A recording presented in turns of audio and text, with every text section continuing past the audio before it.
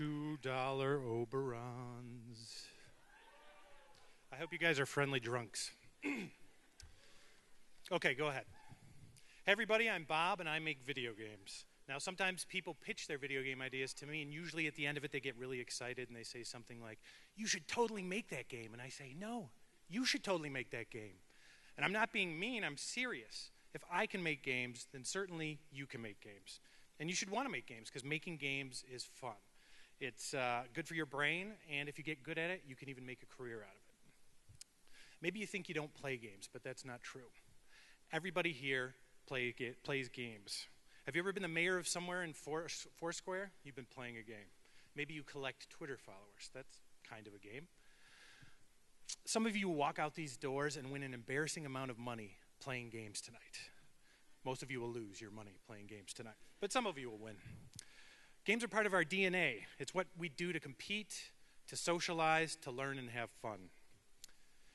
Now, maybe you don't play games, or maybe you play games, but you think you can't make them, but that's not true either. You've been making games since you were a kid. You didn't have a manual for cops and robbers. You learned by playing the game and learning from others, and then you took that game and you adapted the rules and made it your own. And then when you got bored with that game, you and your friends did something that human beings have been doing for a very long time. You taught yourself to make new games. You know how to make games, it's just that you've forgotten that you know how to make games. It's something that comes naturally to us. We create and we play. Here's a simple idea. Grab a couple of friends and take those board games that are stuck in your closet and dump them out on the kitchen table. I want you to make a new game with all the pieces in there.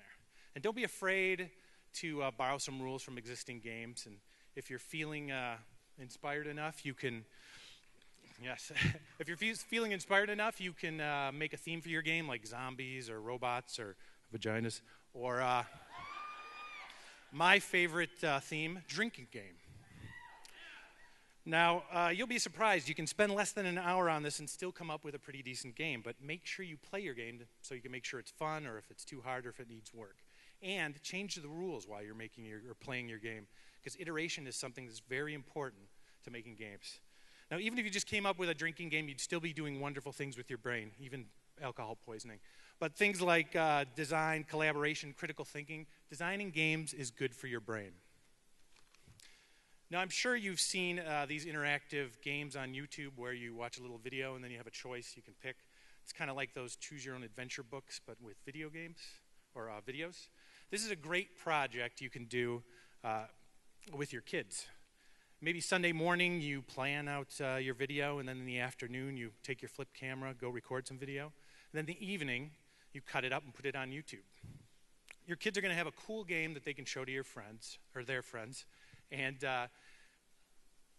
let's see, in the meantime they're learning things like storyboarding and flow charting and things like that. And you've spent time with your kids doing something fun, making a connection. Now let's talk about video games, because that's my wheelhouse. Less than 10 years ago, you'd spent about $8,000 for this development kit.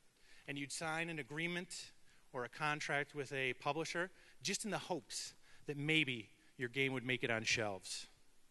Today you can spend a fraction of that money and have your game published globally and get a royalty amount that nobody 10 years ago would have gotten from a standard publisher. Of course, it's not that easy. You can't just slap a bird or a pig on your game and make $1 million. When you design your game, you have to think about the core mechanics. Don't design a game with characters or think about the sequels. You have to think, is my game going to be fun to play? You can try using something called artificial constraint. In other words, creating limitations on purpose to help your brain come up with creative solutions. Color's a good example.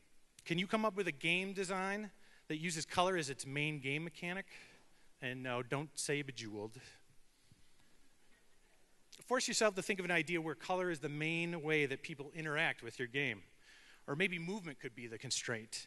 Maybe your player can only move up or down, or he floats around the level and you have to navigate around obstacles. I'm hoping that I inspired you to start thinking about your own game project, whatever it is. I've put some resources up here on my website, just some SDKs and books. So take a look at that. But this is my challenge for you. Tonight when you're plunking quarters in the Wheel of Fortune game out there, come up with your own game idea. And then find me out there or hit me up on Twitter and tell me it. I want to hear your game idea, but of course you already know what I'm going to say, don't you? You should totally make a game. Thank you.